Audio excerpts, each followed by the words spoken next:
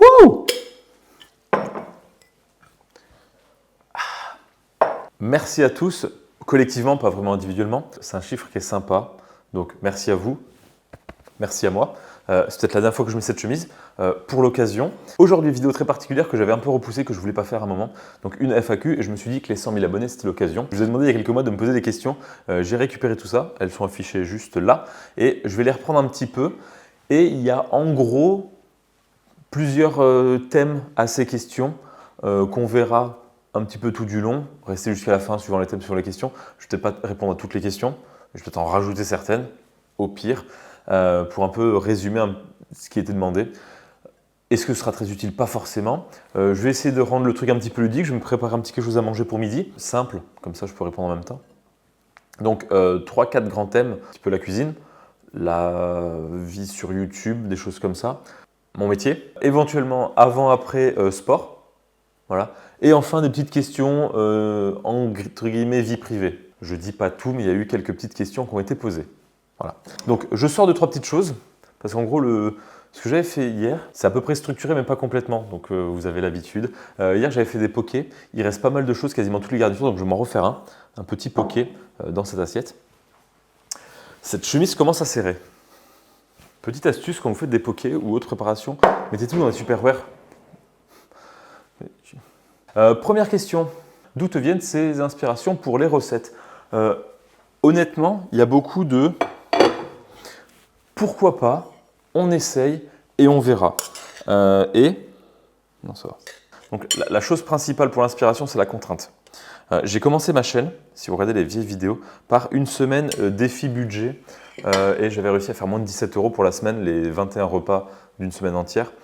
Et en me disant, je n'ai accès que à ça, ça force à réfléchir, à se dire, tiens, je vais utiliser ça différemment, j'en ai marre de le manger de telle façon, est-ce que je ne pourrais pas le mixer, faire des choses comme ça? Et petit à petit, on arrive à faire des choses assez sympas.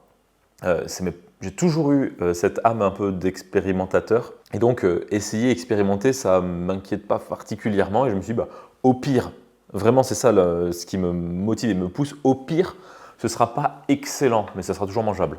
Donc, voilà. Et après, je regarde ici à droite à gauche, tiens, on pourrait faire ci, faire ça. C'est un processus. C'est pas quelque chose que pouf, il n'y a pas de recette miracle. Ensuite, des petites choses du genre, quel est ton plat préféré? Quelle est ta recette préférée? Si tu ne gardais qu'une seule chose, qu'est-ce que tu garderais? Donc la réponse va paraître peut-être un petit peu bateau, mais mon plat préféré, c'est celui que je n'ai pas encore mangé, et celui qui va me surprendre. Où je vais me dire, ah tiens, ça c'est très malin. Voilà, en gros c'est ça. J'ai pas un plat où je me dis, si je dois en manger qu'un seul, ce serait celui-là. Après, je vais garder un groupe d'aliments, j'ai pris une fourchette, mais j'ai pris la main. Si je vais garder un groupe d'aliments, ce serait les fruits. La passion pour la cuisine, ça reprend un peu la première question, mais c'est pas exactement pareil.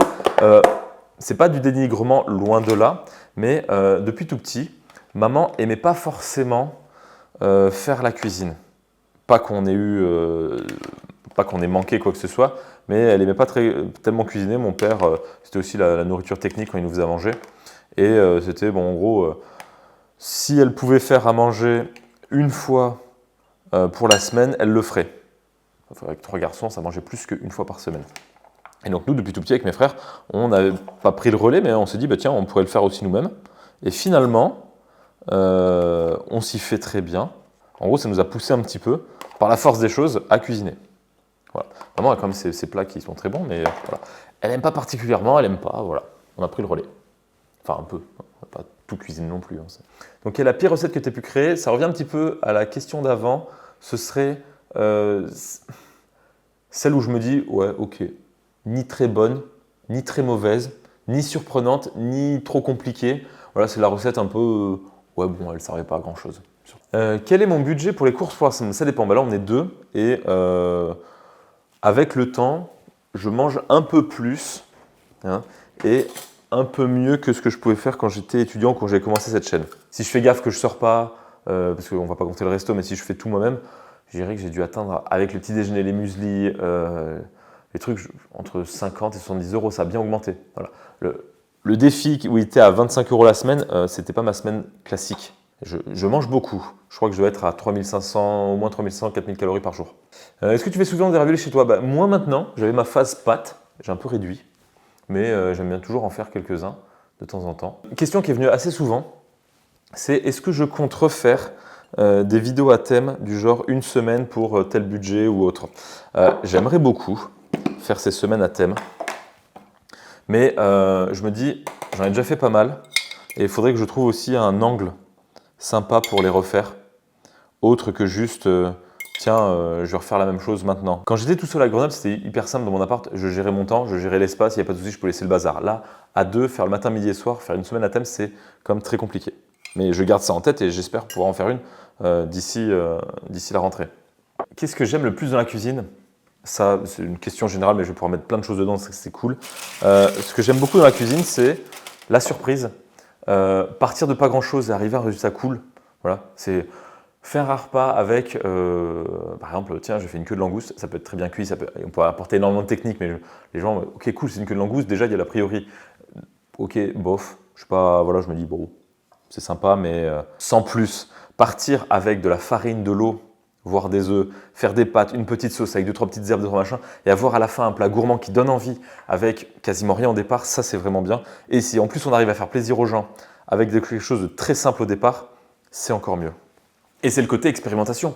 On peut expérimenter tellement de choses, voir si ça marche, ce qui nous plaît, ce qui nous plaît pas, il y a tellement de possibilités.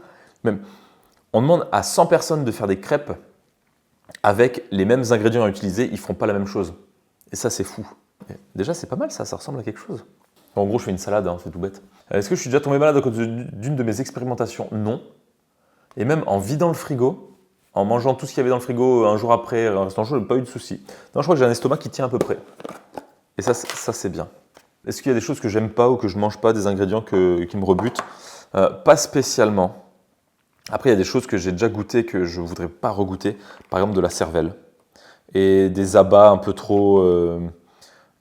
on voit d'où ça vient.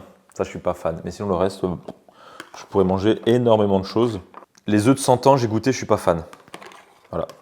Après, il fallait peut-être faire avec une sauce, quelque chose. Mais voilà. Mais je ne suis pas contre, hein, mais contre l'idée d'en manger. Je ne vais pas être contre un ingrédient. Mais voilà. Les indispensables dans une cuisine. Ça, c'est très important. Pas grand-chose. C'est l'envie. Réponse qui ne sert à rien. Mais en gros, une poêle, un couteau, donc la planche qui va avec, éventuellement une casserole, mais on pourrait se débrouiller sans. Encore une fois, on peut se débrouiller sans. Il y a des outils dont on ne peut pas se passer. Moi, j'ai pas mal de choses que j'ai accumulées au fil des années, mais j'aurais très bien pu faire. J'ai commencé avec vraiment pas grand-chose. Voilà, un fouet qui va bien quand même. Qu'on ne peut pas trop remplacer par autre chose. Mais en gros, les indispensables, c'est ceux qui nous correspondent. Là, encore des questions, des réponses bateau, mais c'est plutôt vrai. On teste avec pas grand-chose. Si vous commencez en cuisine, je ne sais pas s'il y en a, ou qui veulent se lancer, ça ne sert à rien d'avoir la cuisine équipée où il y a tout. Commencez avec vraiment la base, couteau, saladier, et vous voyez ce que vous pouvez faire. Et après, vous dites, tiens, j'aimerais bien faire cette recette, il me faut absolument ça. On réfléchit d'abord, est-ce que je pourrais le faire sans? Oui, non. Si je ne peux pas le faire sans, on se débrouille. Si on peut le faire sans, il y a des petites choses, il y a plein d'astuces pour plein de choses différentes. Si je devais manger un seul aliment pour le reste de mes jours, comme j'ai dit, ce serait des fruits. Voilà. Je pourrais m'asseoir et manger 3 pastèques d'affilée en quelques heures, je pense. Et ça, pas de souci. Plus abricot, les machins là, je le ferai. Est-ce qu'il m'arrive en cuisine de jeter certaines choses? Par exemple, des essais non concluants. Ça, c'est du poulet pané fait au four, c'est génial. Plus après, ça se met au congèle, éventuellement, ça se ressort. J'en ai déjà fait quelques fois, c'est top. Et regardez, là, ça rend super bien. Qu'est-ce que je disais? Ah oui, est-ce que j'ai jeté des choses? Peu. Bien sûr, ça m'arrive à un moment où j'avais laissé dans le frigo, je l'avais plus ou moins oublié exprès. Et je me suis dit, ça commence à pourrir, et j'ai goûté, c'était pas bon, j'ai jeté. Mais sinon, je pense bien moins, malgré mes expérimentations, que beaucoup de gens sans expérimenter. Combien de recettes ratées pour une recette réussie? Là, c'est une très bonne question parce que je considère qu'il y a très peu de recettes ratées. Une recette ratée, c'est celle où c'est vraiment, et c'est peut-être le côté éducation ou quoi, quelque chose qui est raté, ça vous apporte une leçon, ça vous apprend quelque chose. Donc une recette qui n'est pas bonne n'est pas forcément ratée. C'est quelque chose que vous avez appris quelque chose. Ça peut être intéressant. Il y a plutôt des vidéos, des trucs ratés où je me suis dit, à la fin, je me suis dit, bon, pas vraiment intéressant. J'aurais pu le monter, j'aurais pu tenter, mais je me suis dit, bon, est-ce que ça vaut vraiment le coup? Et je me suis dit, non, ça ne vaut pas le coup. Peut-être que ça aurait valu le coup, mais bon. Un peu de sauce avec vinaigre, thym, échalote, huile. Une fois que tout est fait, c'est rapide. Quelle est ta première tentative de cuisine? Je crois crois que ça devait être des crêpes quand j'étais tout petit, ou des beignets. Je suis quasiment sûr que c'était du sucré. Faudrait que je demande à ma mère, si elle s'en souvient. Mais je sais plus exactement. Mais très petit, hein. Il y a une maman qui nous racontait que quand on était petit, on devait avoir, je crois que je devais avoir 2-3 ans, mon frère 4-5. On se levait plus tôt que les parents. Et à un moment, on voulait leur mettre la table du petit-déj. C'était pas vraiment quelque chose de cuisiné, mais on préparait ce côté repas. Et elle nous disait qu'on tirait les tiroirs, on montait dessus pour aller plus haut. On aurait pu mourir plusieurs fois, mais on prenait les tasses, on les mettait, on faisait. Ça devait être ignoble. Il devait y avoir, je sais pas, plus de tasses que de personnes, pas les bonnes tasses, pas les bons trucs, mais je crois qu'ils étaient contents qu'on ait fait ça et qu'on soit sorti vivant si on aurait eu des problèmes avec la DAS. Donc tout bénef. Et ça donne envie. Hein. C'est sympa et ça devient vite moche. Donc en gros, par rapport à la cuisine, vous l'avez compris, il faut tenter. Il n'y a pas de recette ratée. Au pire, vous ne ferez pas 2 fois la même erreur. Et si vous voulez vraiment bien faire, on peut commencer très simple. Je pense que c'est le plus important. Et après, aller de plus en plus loin. Moi, ça fait là, sur les plusieurs années que je fais quelques vidéos, les dizaines d'années que je fais la cuisine, ça ne rajeunit pas ma petite dame. La cuisine, c'est vraiment pour se faire plaisir et faire plaisir aux autres. Et s'il y a cette envie de faire plaisir, le reste devrait arriver avec un peu d'expérience. Et on peut passer à l'autre partie des questions. En gros, j'espère avoir fait un peu le tour. Mais encore une fois, c'est la première fois que je le dis, pardon. Mais cette FAQ, ok, très bien. Ça fait un endroit où je parle un peu de tout, au même endroit. Mais si vous posez une question dans les commentaires, j'y réponds. Parfois avec du retard, mais j'y réponds. Donc si vous avez une question, je ne vais pas dire légitime, mais une question intéressante à laquelle je vais y répondre, il n'y a aucun souci. Nouvelle salve de questions à peu près organisée. Hein. Est-ce qu'on m'a déjà reconnu dans la rue? Question qui est venue plusieurs fois. Oui, mais uniquement quand je suis tout seul et que j'ai aucune preuve à la fin pour dire à mes proches hey, il y a quelqu'un qui m'a arrêté dans la rue. À chaque fois que je suis avec des gens, bon, c'est peut-être pas, sûrement par politesse, hein, je leur dis en rigolant assez régulièrement vous inquiétez pas, si on m'arrête dans la rue, c'est normal, vous savez, tout ça. Et jamais personne m'arrête, mais il y a du monde. Voilà, donc ça m'arrive, c'est toujours très sympa. N'hésitez pas, forcez pas non plus, mais si vous avez envie, il n'y a pas de souci. Quel est ton but à travers cette chaîne YouTube? Comme pour la cuisine, à l'arrache, on verra bien. J'ai pas de but particulier. Si peut-être, si à un moment Air Calédonie veut me sponsoriser pour faire des allers-retours en Calédonie, je fais 5-6 vidéos d'affilée sur un thème pour dire qu'ils sont géniaux, que ça pollue pas, que c'est pas cher, que c'est génial, aucun souci. Voilà. Ouais, sinon, plus sérieusement, il y avait aussi peut-être un petit peu, au tout début, quand j'ai fait ma série de vidéos, c'était en mode, j'avais déjà fait des vidéos de cuisine avant, mais là c'était l'occasion, j'étais tout seul en appartement, je me suis dit, allez c'est parti, on va tenter. Cette idée m'était venue, j'avais déjà vu des choses similaires, j'ai rien réinventé, et je me suis dit, bah tiens, ça marchouille, pourquoi pas continuer, et on verra bien. En gros, ça, je me suis dit, je suis pas plus bête qu'un autre, et je me dis, pourquoi pas essayer, un peu comme tout. Voilà, de toute façon, faut se lancer, et au pire, personne ne les aurait vus, mais ça aurait pas été un souci. Que ressens-tu à la découverte des commentaires? À chaque fois que je fais une vidéo, je regarde les premiers commentaires. Souvent, c'est les gens qui sont à fond et donc les commentaires sont positifs. L'immense majorité des commentaires est positive. Donc là, il n'y a pas de souci. Et il y en a toujours un ou deux de temps en temps qui sont un peu relous. Mais la plupart des critiques que j'ai sont soit très bonnes, soit très utiles. Donc franchement pour ça super. Et donc pas particulièrement d'appréhension pour l'instant à la lecture des commentaires, au contraire. Même si parfois je mets du temps entre deux vidéos, souvent je passe 1 heure et quelques à la sortie pour répondre au premier. Après j'attends souvent en procrastinant la sortie de la suivante pour répondre aux commentaires. Donc là typiquement j'en ai pas mal de retard. Qu'est-ce que je pense des shorts et si je compte en faire? C'est sympa mais ça commence à faire beaucoup de montage pour quelque chose de très réduit et je me dis si ça vient, ça vient, mais je comptais pas en faire quelque chose de dédié. Voilà, encore une fois, il faut prendre ce qu'il y a à prendre. Live Twitch, non. Une autre plateforme, déjà, ça ferait beaucoup. Déjà, avec YouTube et Instagram, ça prend beaucoup trop de temps. Donc, si je dois faire des lives, ce sera sur YouTube. Voilà. J'en ai déjà fait, il faudrait peut-être que j'en refasse. L'été, c'est plus facile parce qu'on peut filmer assez tard avec une bonne lumière. La meilleure vidéo réalisée, j'ai beaucoup aimé la série koh quelque chose de complètement différent, où j'étais vraiment pas sûr du résultat, et à la fin je trouve ça sympa. Voilà, d'essayer ça. Mais il n'y a pas eu de résultat particulier pour ma candidature à l'émission. Que de la cuisine ou des tests? Non, clairement pour les types de vidéos, faudra voir. Je vais changer, je ne fais pas les mêmes vidéos que je faisais avant, pas par choix éditorial particulier, juste parce que j'aime bien faire autre chose, peut-être que je vais revenir et faire quelque chose de cyclique, je ne sais pas trop. Mais voilà, donc il peut y avoir un peu de tout et de pas mal de changements dans les mois à venir. Qu'est-ce que YouTube m'a apporté dans la vie? De l'argent. Non, même pas, en plus, même pas tant que ça. Au quotidien, ça n'a pas trop changé ma vie, parce que je ne mesure pas l'ampleur, c'est un chiffre, 100 000. Si je vous voyais tous en face, sachant qu'il y en a qui n'en ont rien à faire, hein, il y en a qui sont abonnés, voilà. Mais si je vous voyais tous en face, est-ce que j'envisage des collaborations avec d'autres vidéastes? Non. Si ça vient, ce sera avec plaisir, mais je n'ai pas prévu d'en faire particulièrement. Voilà. Ou alors, ah si, mes frères, je vais faire une collaboration avec mes frères. Ça fait quoi d'avoir 100 000 abonnés? Je réalise pas tellement plus, et objectivement, le chiffre est cool, mais pas plus qu'il 99 000. Enfin, franchement, on n'est pas à 1% près. Voilà. Mais franchement, le côté, la plaque, je vais attendre de la recevoir. J'espère que je vais la recevoir. C'est quand même le petit. C'est sympa de se dire on est dans ce petit club. Voilà. Qu'est-ce qui me motive à faire des vidéos? Je me dis, vu les retours que j'ai, je pense que c'est principalement ça.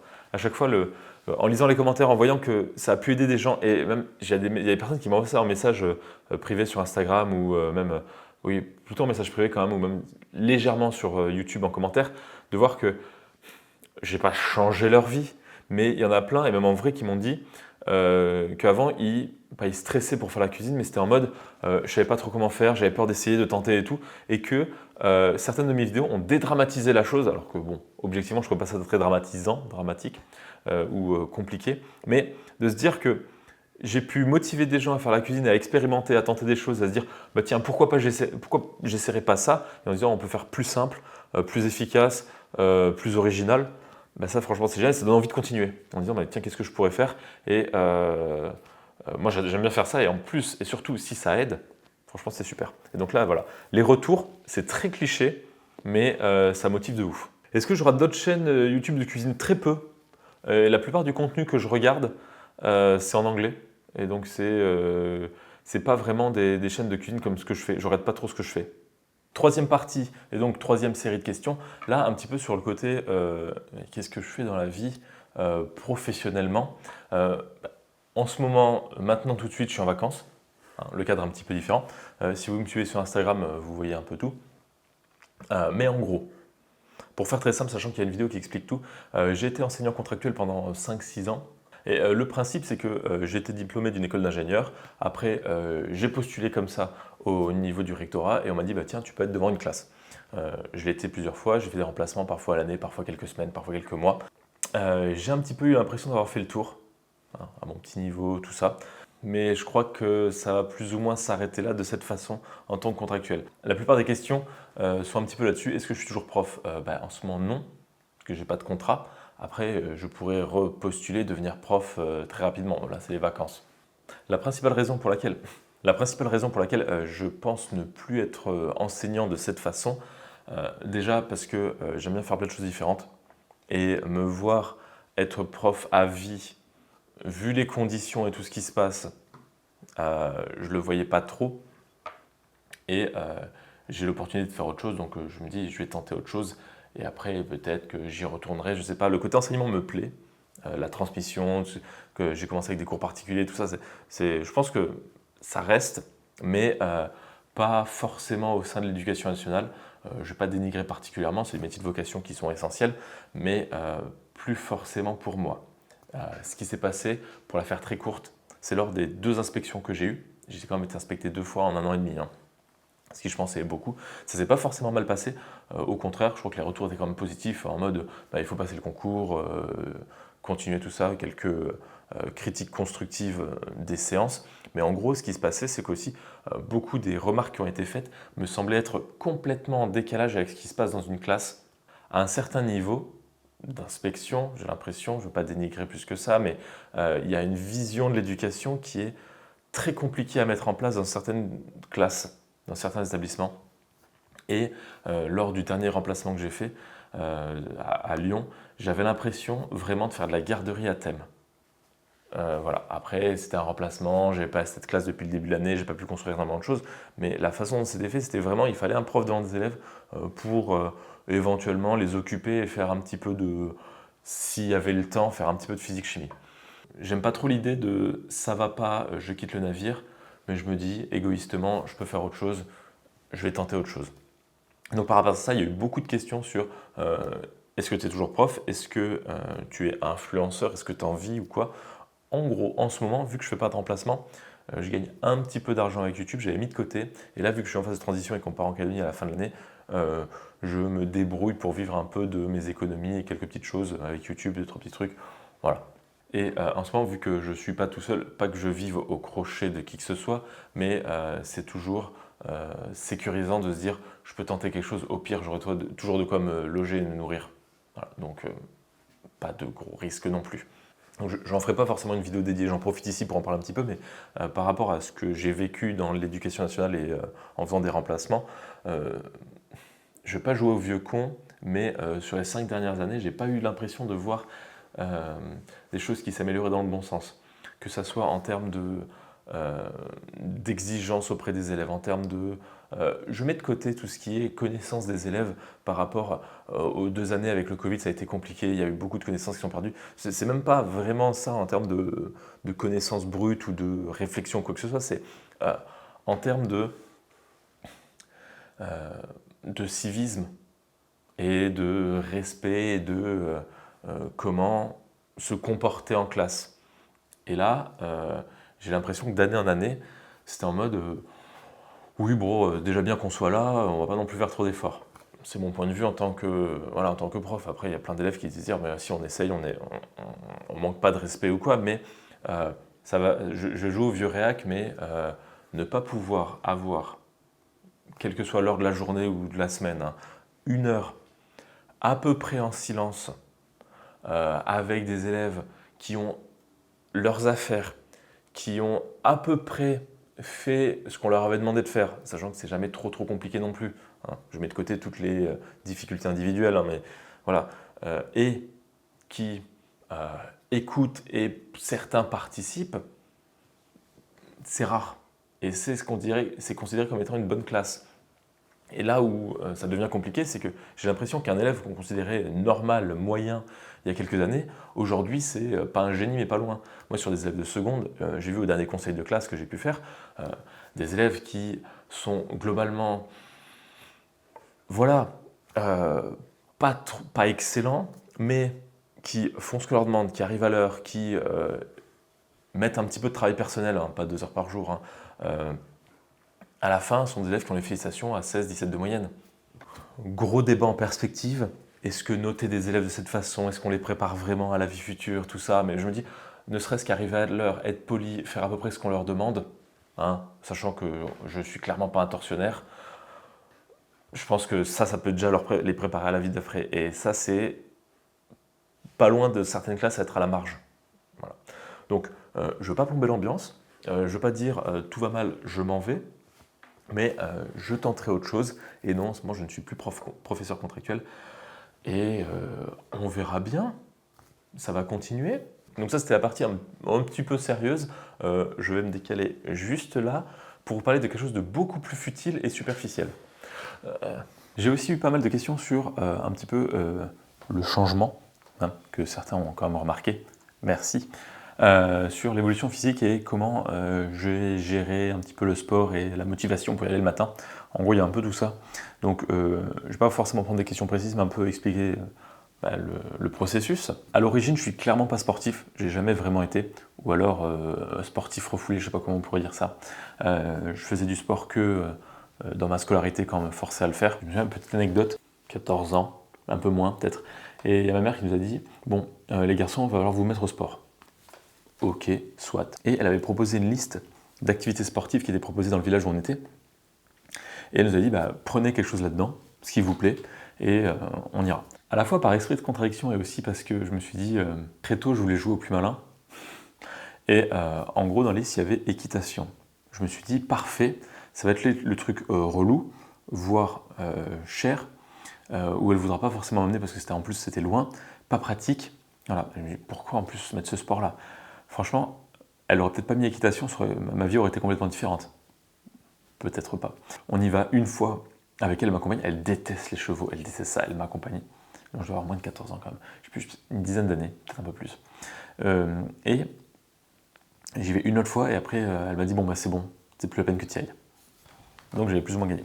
Et donc ça nous amène à il y a à peu près 5 ans où je me suis dit allez, je vais me mettre un petit peu au sport et j'en faisais un petit peu dans ma chambre, un petit peu au poids du corps ou quand je voyais mon petit frère, on faisait vite fait quelques petits exercices, mais rien de trop régulier ni trop carré. Je me suis dit bon, je voyais quelques tout petits résultats mais quasiment rien.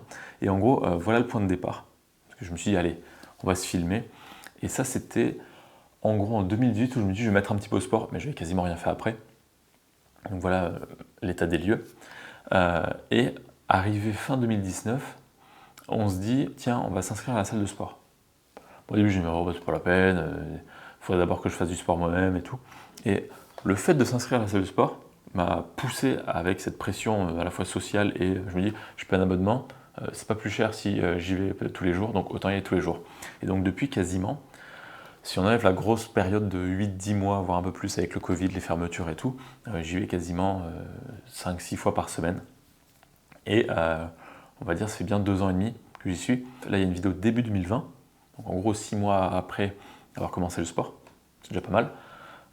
Ici, mi-2021, ça c'était juste avant de partir de Calédonie, l'été dernier. Et la dernière vidéo, c'était il y a quelques jours, donc mi-2022.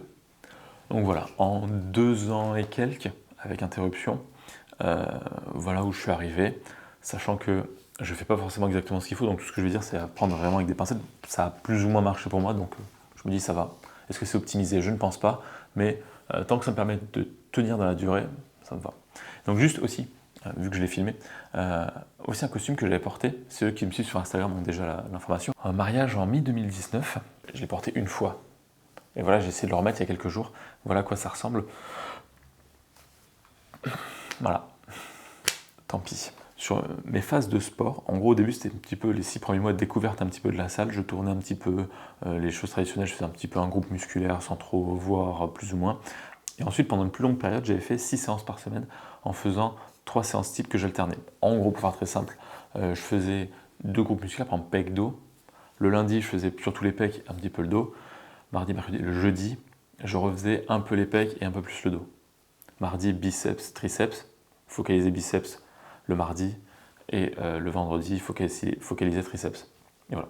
Et après, c'était épaules, jambes, plus ou moins quand je pouvais. Voilà. Ça, j'ai tenu quelques temps.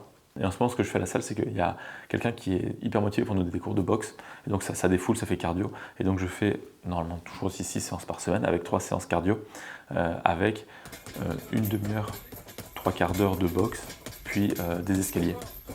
Voilà.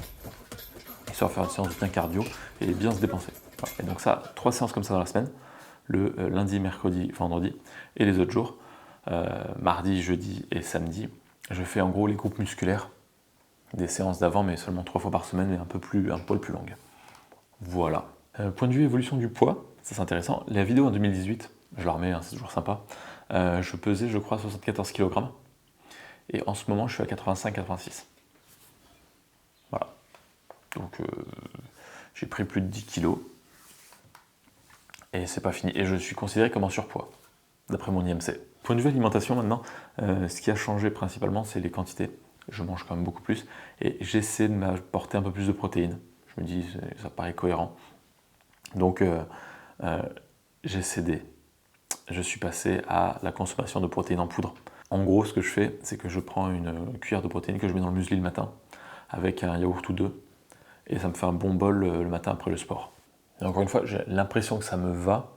J'ai pas de problème de sommeil, j'ai pas de problème de plus de courbatures ou quoi, ou de problème d'estomac, donc je me dis bon, je continue. Et tant que je vois pas de signes qui me disent oula, ça marche pas trop bien, on y va. Et donc la question qui vient souvent par rapport à tout ça, c'est comment tu fais pour te motiver le matin pour aller faire du sport. J'ai toujours été matinal, donc ça aide, et ça me permet de bien commencer la journée. Je pense que c'est juste des habitudes à prendre. Après, moi, j'ai la chance d'avoir toujours été un petit peu plutôt matinal que... Je ne sais quand même pas le mot contraire de matinal. Donc, ouais, même pas la peine de le savoir. Donc voilà. Mais en gros, ce qui est vraiment cool, c'est de pouvoir voir cette évolution, parce que je pense que là, moi, justement, avec la vidéo, là, en 6 mois de salle, on voyait des effets bien présents, et ça c'est motivant. Et ce qui est beau et terrible à la fois, c'est que je pense que le sport, c'est un petit peu comme l'alimentation. Les régimes miracles de quelques semaines, ça marche pas. Si vous voyez sur Instagram qu'on vous dit oui, regardez en 6 semaines, où est-ce que je suis arrivé? Non.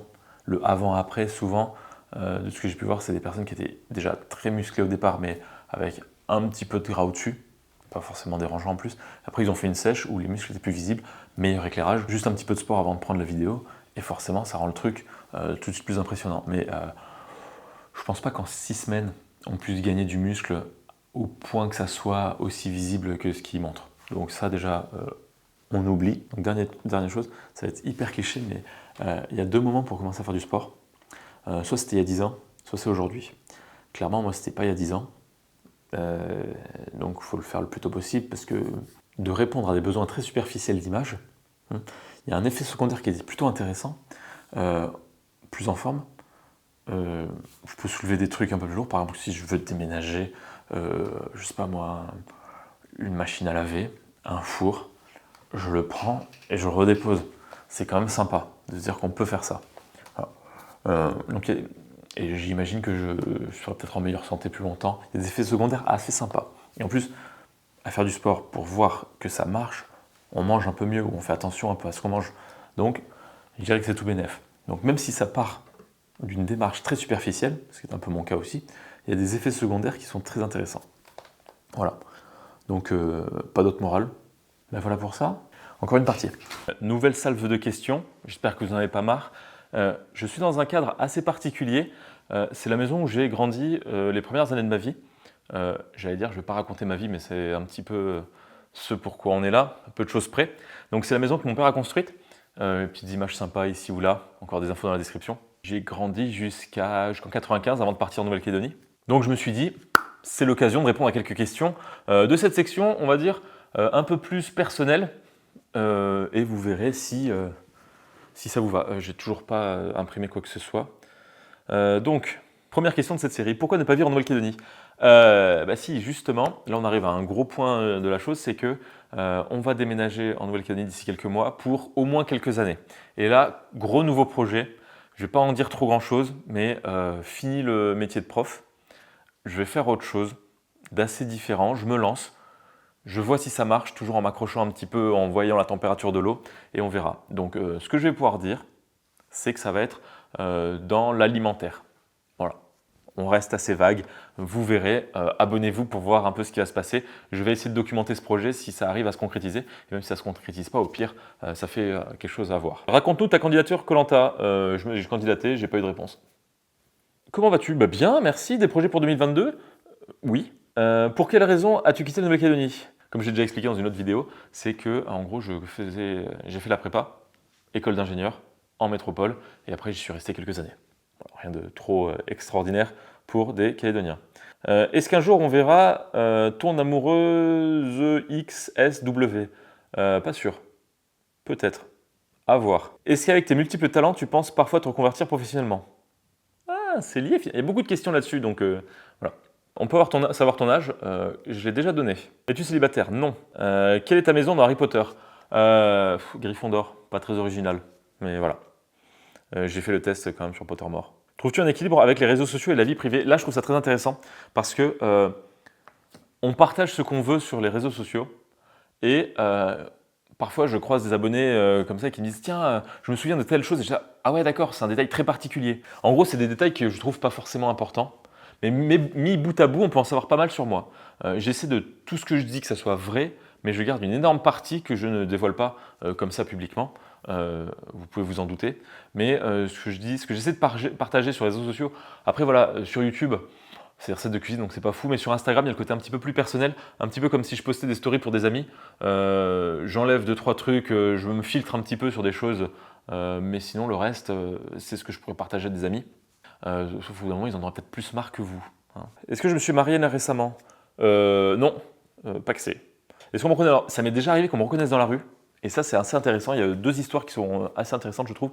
On était en Nouvelle-Calédonie, déjà, à l'île aux Canards. On avait pris la navette. Donc déjà, c'est paumé de base. Je descends du bateau et là, il y a quelqu'un qui me dit « Mais c'est toi qui fais des vidéos sur Internet? Oh, trop bien !» Voilà, perdu. Voilà. On m'a même retrouvé, deuxième histoire dans la première, mais il y en a une autre qui arrivera après, à Séville. Donc j'étais comme ça, enfin je marchais tôt le matin dans la rue tout seul, j'allais chercher le petit-déj. Et là je vois il y a une fille en jogging qui vient de loin, je fais pas attention particulièrement. Et là je vois qu'elle me regarde un petit peu l'air intriguée, bon, je fais pas. Et là elle s'approche de moi. Excuse-moi, tu fais pas des vidéos? Donc c'était une Française qui connaissait, voilà. Donc à Séville c'est cool. Et autre histoire, à la gare Saint-Charles, pendant le Covid, hein, je crois. Oui je crois, j'avais le masque, les lunettes de soleil, quelqu'un m'arrête et qui me reconnaît. Je trouve ça quand même assez stylé. Voilà, c'était... Tiens-tu un livre ou des notes avec les recettes de... Pas du tout. Il y a un endroit où je mets pas mal de recettes, si vous voulez voir, je mets ça en description, mais sinon, c'est un peu... Bon, ça c'est pas... Voilà. Est-il connu dans ton entourage que tu es vidéaste? Oui. Déjà, c'est su publiquement, donc la plupart des gens qui me connaissent savent... J'en parle suffisamment. Autre question, la gestion du tournage par rapport à la vie perso. Je fais des vidéos de cuisine à l'arrache, donc je fais à manger. Donc, lancer une nouvelle vidéo, il y a toujours ce petit regard du genre « Qu'est-ce que tu vas faire de bizarre ?» À part ça, donc quand je filme, c'est la journée quand je suis tout seul à l'appartement. Le soir, c'est propre. Il y a à manger. Puis voilà, c'est là où c'était un peu plus compliqué, mais pas chiant non plus. C'est les semaines à thème, une semaine à tourner. C'est une organisation particulière, je mange différemment, donc c'est un peu plus contraignant parce que je filmais matin, midi et soir. Donc le soir, c'était un peu plus contraignant, mais j'essaie de faire le plus l'après-midi et filmer un petit peu, mais... C'est pas gênant, franchement, c'était pas trop compliqué. Question intéressante, tes parents vivent-ils en Nouvelle-Calédonie, mais tu es français d'origine? La Calédonie est française, toute personne qui est née en Nouvelle-Calédonie aujourd'hui est française. Voilà, et oui, je suis né en métropole et grandi la majeure partie de ma vie. Ah, bientôt 50-50. Oh là là! Faudrait que je recalcule, mais je crois que j'ai passé autant de temps en métropole qu'en Calédonie. Il faut vite que je règle ça dans le bon sens. Est-ce que je m'intéresse à l'écologie? Comme n'importe qui, je pense. La frugalité, pas trop. Peut-être que je devrais. Mais de toute façon, ce qui est bien, c'est que maintenant, en 2022, le radin n'est plus radin, il est juste écolo. L'effondrement, non, pas spécialement. Je me dis, bon, je me débrouillerai. On verra bien. La flemme. Est-ce que tu continues Pokémon Go? Bien sûr. Bien sûr. Niveau 43, bientôt 44. Ça va, sans trop jouer. Et des petits Pokémon assez sympas. Avoue que tu kiffes que moi, c'est qui ça? Ah! Est-ce qu'on pourrait voir Madame Jean? Ouais, il y a son Instagram qui est juste là. Allez-y. Es-tu satisfait de l'évolution de ta chaîne? Oui. De toute façon, je pense qu'il y a à apprendre et on verra bien. Voilà, je pense que c'est un principe de vie de manière générale. Pas que je me contente du minimum, mais je me dis, je me contente de ce que j'ai en essayant de faire mieux, évidemment. Si j'étais resté à 500 abonnés pendant des années, j'aurais sûrement arrêté. Là, le côté grisant de voir le chiffre qui monte et d'arriver à des chiffres quand même énormes, c'est super intéressant, mais je me dis, est-ce que je vaux plus, est-ce que je vaux moins? Je sais pas, j'ai ça, je continue à faire des vidéos, ça me va très bien. Voilà. Donc, et pareil un peu pour tout le reste, je vais pas me dire, tiens, si peut-être j'avais ça, je pourrais faire ci, je pourrais faire... Non, on voit très bien, et puis s'adapter, c'est hyper intéressant, et je trouve, pas formateur, mais c'est un bon test, de se dire, est-ce qu'on peut s'adapter? J'aime à penser que je suis assez adaptable. L'aile ou la cuisse? Si on parle clairement du poulet, pendant tout petit, je préférais le blanc du poulet. Parce que il n'y avait pas les os, le cartilage, la peau que j'aimais pas manger. Je préférais quand je finis l'assiette qu'il n'y ait plus rien. Donc manger des os, c'est pas fou. Donc plutôt la cuisse, il y a plus à manger en proportion par rapport aux os. Voilà, mais c'est le blanc. Comment je fais pour me réveiller aussitôt tous les jours? À peu de choses près, c'était comme ça. À quand un duo en cuisine? Bah, il y aura quelqu'un qui voudra cuisiner avec moi. Qui es-tu? Il y a pas mal de vidéos, vous aurez un bon aperçu. Donc comme je disais, cette maison a été construite par mon père. Bon, c'était en pas mal d'années. Elle a ce côté très rustique. Je ne sais pas si vous avez déjà entendu parler de ce terme sur cette chaîne, je ne sais pas. Elle est rustique mais très chaleureuse. Cette maison, on essaie de la faire vivre le plus longtemps qu'on peut et essayer de l'améliorer. Donc ça, on la loue l'été. Si vous me suivez sur Instagram, vous avez vu le spam que j'ai fait régulièrement là-dessus. Si vous regardez en description, vous avez le lien de location de la maison et je peux vous faire un petit prix si vous venez d'ici. Vous me le dites, on s'arrange, on voit et voilà. Donc pour 2022, normalement c'est quasiment plein, sauf peut-être septembre, à voir quand sort cette vidéo. Sinon, il y aura bientôt 2023 qui va être ouvert et voilà. Donc sait-on jamais. Mais Cette maison, très bien, un cadre fou. Fou. On n'en fait plus trop des cadres comme ça. Voilà. Retour au canapé quand même. Et donc là, ça fait quand même déjà pas mal de questions. Il y a eu beaucoup de questions fermées où on peut répondre très simplement, hein. Donc je vais y répondre. Voici les questions, voici les réponses. Oui, oui, oui, non, non, oui, non, oui, non, oui. Est-ce que ça change quelque chose? J'espère que non. Au pire, encore une fois, qu'est-ce que j'y peux? Donc là, ça fait un tour un petit peu complet. Je pensais pas que je ferais une FAQ, mais en tout cas pour les 100 000 abonnés, je me dis c'est l'occasion. Donc merci à moi qui ai fait les vidéos et qui est des gens qui s'est dit je m'abonne, qui se sont dit. On verra. En tout cas, merci énormément à moi, parce que c'est qui fait les vidéos? C'est Bibi. La personne là qui regarde cette vidéo individuellement, est-ce qu'elle m'a fait avoir 100 000 abonnés? Non, elle m'a fait avoir un, peut-être si vous regardez à deux, peut-être deux abonnés, et encore, si vous regardez à deux, il n'y a souvent qu'un seul abonné. Pas rentable. Donc merci à moi. Merci collectivement à l'ensemble des 100 000 personnes. Par contre, toutes celles qui ne regardent plus, je suis désolé, mais pire, désabonnez-vous. Et là, paf, je retombe. Je ne referai pas une autre vidéo si ça descend et que ça remonte. On va voir jusqu'où ça nous mène, mais énormément de changements dans les mois à venir. J'espère pour le meilleur. Vous verrez bien. Et si ça vous plaît, continuez, sait-on jamais. Comme un buffet froid, comme je dis, il y a un truc qui vous plaît, vous ne regardez pas, ça ne vous plaît pas, tant pis. Voilà. Au pire, le contenu, je pense qu'il est assez varié pour que ça plaise ou ça déplaise à beaucoup. À voir. Donc, va falloir que je lâche tout ça. Merci énormément et à très bientôt.